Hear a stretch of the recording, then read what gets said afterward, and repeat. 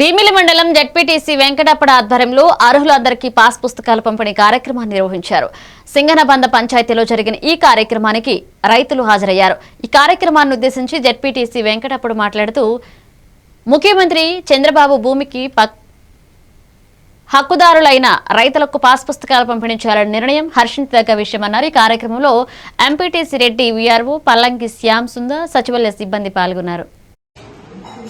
800 దగ్గర మొత్తం రైతులు ఉంటే అందులో 200 చిల్లర జాయింట్ ఎల్కేఎంలు వస్తాయి.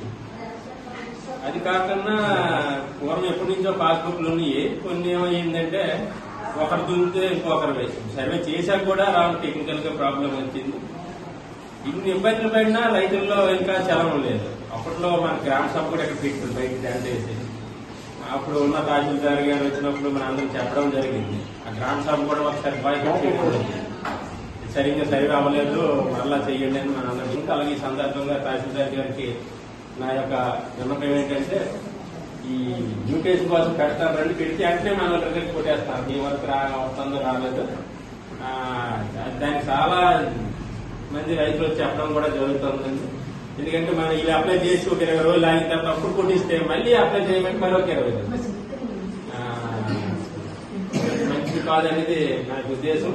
అలాగే అందరికీ ఈ లింక్ సరిపోవచ్చు, చాలకపోవచ్చు.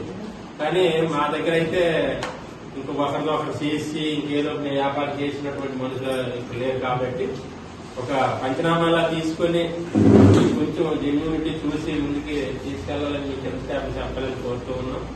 ఈ రిజెక్ట్ అనేది కొట్టడం అనేది చాలా ఎక్కువ అండి.